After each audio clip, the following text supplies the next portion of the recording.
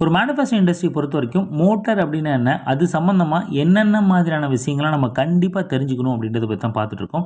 அதில இதுவரைக்கும் ஒரு ஸ்குவெரல் கேஜ் இண்டக்ஷன் மோட்டார் சாம்பிளா எடுத்துக்கிட்டு, அதில என்னென்ன பார்ட்ஸ்லாம் இருக்கு? அது எதுக்காக வச்சிருக்காங்க? இது எல்லாத்தையும் வச்சு அந்த மோட்டார் எப்படி வேலை செய்யுது? ஸோ அந்த மோட்டர்ல என்னென்ன டைப் இருக்கு? அந்த டைப்ல சிங்க்ரோனஸ் மோட்டர்னா என்ன? அசிங்க்ரோனஸ் மோட்டார் அப்படின்னா என்ன?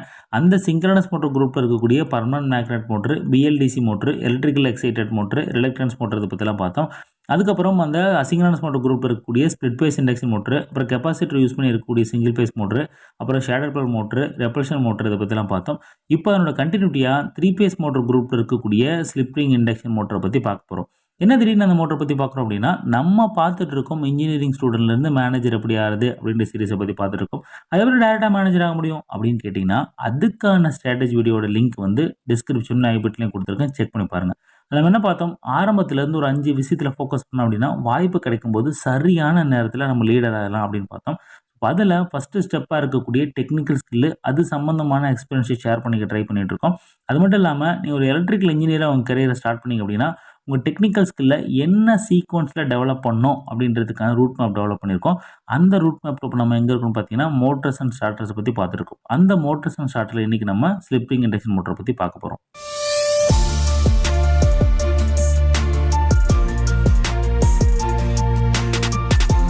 இந்த ஸ்லிப் ரிங் இண்டக்ஷன் மோட்டரும் வழக்கம் போல நம்ம 4 பார்ட்டா பிரிச்சு பார்க்கலாங்க. அதில ஃபர்ஸ்ட் கன்ஸ்ட்ரக்ஷன், 2வது அது எப்படி வேலை செய்யுது, அது என்னென்ன அப்ளிகேஷன்ஸ்லாம் யூஸ் பண்றாங்க, 3வது அதனோட ஸ்டார்ட்டிங் மெத்தட், 4வது அதனோட அப்ளிகேஷன்ஸ். ஃபர்ஸ்ட் கன்ஸ்ட்ரக்ஷன பொறுத்தவரைக்கும் வழக்கம் போல 3 பேஸ் ஸ்குவெரல் கேஜ் இண்டக்ஷன் மோட்டரோட கம்பேர் பண்ணி பார்க்கலாங்க. ஏன்னா அதான் நம்ம புரிஞ்சுக்கிறதுக்கு கொஞ்சம் பெட்டரா இருக்கும் அப்படின்றதுனால.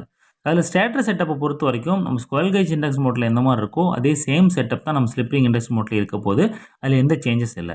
நம்ம ரோட் எடுத்தோம் அப்படின்னா, ஸ்குவெரல் கேஜ் இண்டக்ஷன் மோட்டர்ல அலுமினியம் அல்லது காப்பர் ராட இந்த மாரி கிராஸா வச்சு எண்ட் ரிங் போட்டு க்ளோஸ் பண்ணியிருப்பாங்க. அதாவது ஷார்ட் சர்க்யூட் பண்ணியிருப்பாங்கன்னு சொல்லி பார்த்தோம்.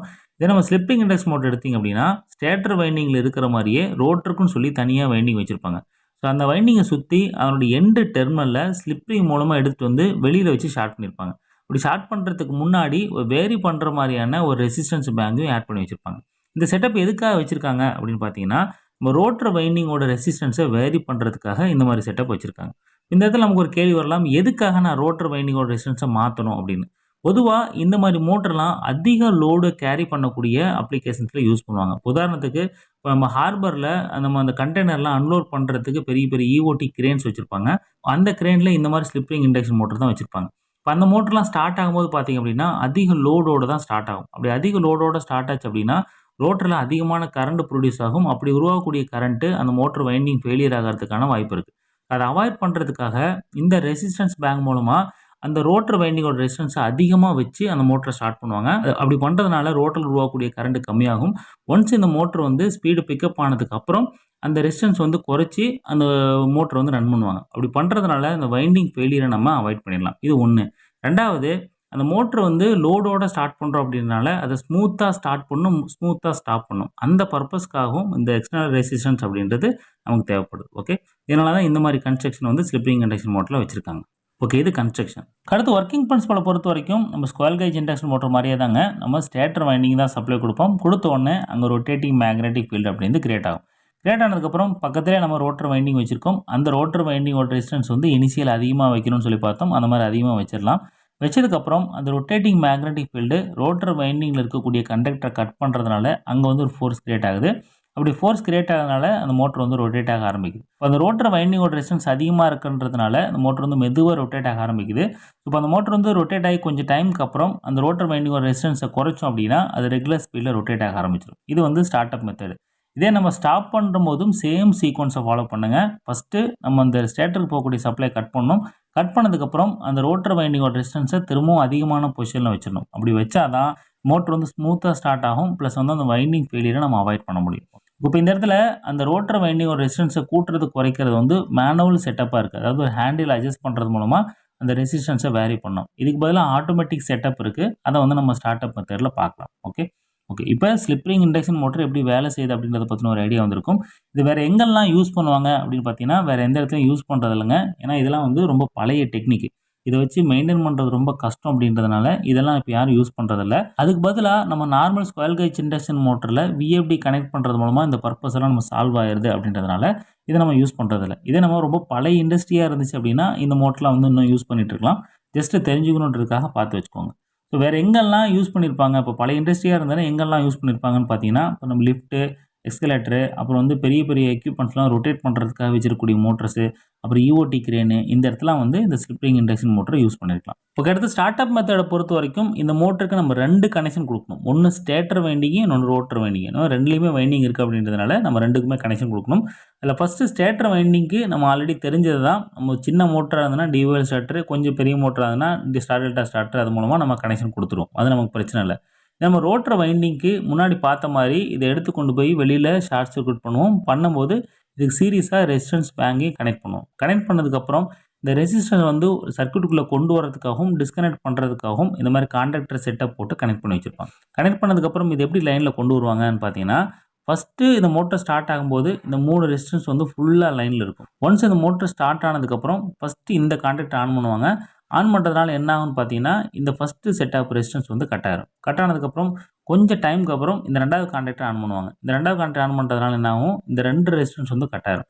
அதுக்கப்புறம் கொஞ்சம் டைமுக்கு அப்புறம் இந்த 3வது கான்டாக்டர் ஆன் பண்ணுவாங்க.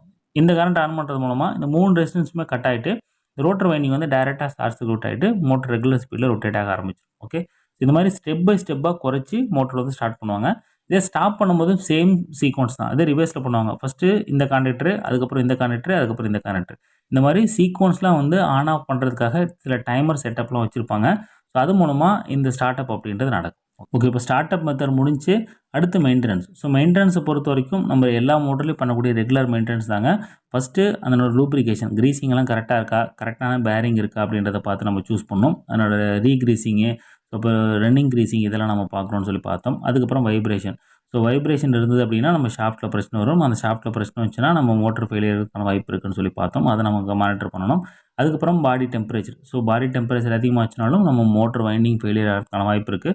ஸோ அதனால் அந்த கூலிங் ஃபேனு ப்ளஸ் வந்து டஸ்ட் பார்ட்டிக்கலாம் இல்லாமல் இருக்கா அப்படின்றத நம்ம மானிட்டர் பண்ணணும்னு சொல்லி பார்த்தோம். அதுக்கப்புறம் வைண்டிங்கோட கண்டிஷன்ஸ் நம்ம கரண்ட்டை மானிட்டர் பண்ணுறது மூலமாகவும் அதோட ரெசிஸ்டன்ஸ் மானிட்டர் பண்ணுறது மூலமாகவும் அதனோட கண்டிஷனை நம்ம செக் பண்ணிக்கலாம். அது வந்து ஒரு சர்டன் டைம் பீரியடில் பார்க்குறோன்னு சொல்லி பார்த்தோம். இதெல்லாம் வந்து ரெகுலராக பண்ணக்கூடியதான். நம்ம ஸ்லிப் ரிங் இண்டக்ஷன் மோட்டரில் என்ன ஸ்பெஷல் அப்படின்னு பார்த்தீங்கன்னா, நம்ம மற்றதெல்லாம் வந்து ரோட்டரில் வைண்டிங் கிடையாது. இதில் வந்து ரோட்டரில் வைண்டிங் இருக்குது அப்படின்றதுனால ஸோ அந்த வைண்டிங்கோட கண்டிஷன்ஸு ப்ளஸ் அதெல்லாம் க்ளீனாக இருக்கா, ப்ளஸ் வந்து ஸ்லிப்பிங்லாம் யூஸ் பண்ணியிருக்கோம் அப்படின்றதுனால அந்த ஸ்லிப்பிங் கண்டிஷனு, அந்த கார்பன் பிரஷ் கண்டிஷன்லாம் கரெக்டாக இருக்கா அப்படின்றத நம்ம ரெகுலர் பேசிஸில் மானிட்டர் பண்ணணும். ஓகே, அதுக்கப்புறம் அந்த ஸ்டார்டரில் முக்கியமாக கவனிக்க வேண்டியது என்னென்னா, அந்த கான்டாக்டர் கண்டிஷனு ப்ளஸ் வந்து அதனோட டைமர் செட்டப்லாம் வச்சுருப்பாங்க. அந்த டைமர்லாம் கரெக்டாக இருக்கா, டெர்மினேஷன்லாம் ப்ராப்பராக இருக்கா அப்படின்றத பார்த்து வச்சுக்கணும். ஏன்னா இதில் ஏதாவது மால் ஃபங்க்ஷன் ஆச்சு அப்படின்னா மோட்டர் ஃபெயிலியர் ஆகிறதுக்கான வாய்ப்பு இருக்குது. ஸோ அதனால் அந்த ஸ்டார்டர் செட்டப்பில் நம்ம ரொம்ப கவனமாக இருக்கணும். ஓகே, இது ரொம்ப பழைய மோட்டர்ஸு, பழைய செட்டப் அப்படின்றதுனால சர்க்யூட்லாம் பெரிய அளவுக்கு மெயின்டைன் பண்ணியிருக்க மாட்டாங்க. கொஞ்சம் எக்ஸ்ட்ரா ஃபோக்கஸ் எடுத்து இந்த ஸ்டார்டர் செட்டப்லாம் பார்த்து வச்சுருந்தோம் அப்படின்னா அந்த மோட்டர் வைண்டிங் ஃபெயிலியர் அவாய்ட் பண்ணலாம். இங்கே ரெசிஸ்டன்ஸ் பேங்க்லாம் யூஸ் பண்ணுறோம் அப்படின்றதுனால அங்கே ஹீட் வந்து அதிகமாக ஜென்ரேட் ஆகும். இப்படி ஹீட் அதிகமாகன்றதுனால ஃபயர் ஆகிறதுக்கான வாய்ப்பு இருக்குது. ஸோ அங்கே லூஸ் கனெக்ஷன் ப்ளஸ் டஸ்ட் பார்ட்டிகலாம் இல்லாமல் நம்ம க்ளீனாக வச்சுக்கணும். ஓகே, இப்போ ஸ்லிப் ரிங் இண்டக்ஷன் மோட்டரை பற்றின ஒரு பேசிக் ஐடியா வந்திருக்கும். அதனோட கன்ஸ்ட்ரக்ஷனு, அது எப்படி வேலை செய்யுது, அதோட ஸ்டார்டிங் மெத்தட் என்ன, என்னென்ன மெயின்டெனன்ஸ் பண்ணணும் அப்படின்ற வரைக்கும் ஒரு ஐடியா வந்திருக்கும். இதே மாதிரி நம்ம அடுத்த வீடியோவில் நம்ம மோட்டர் குரூப்பில் இருக்கக்கூடிய ஸ்பெஷல் மோட்டர், அதாவது சர்வோ மோட்ரு, ஸ்டெப்பர் மோட்டரை பற்றி நம்ம அடுத்த வீடியோவில் டீட்டெயிலாக பார்க்கலாம். தேங்க்யூ.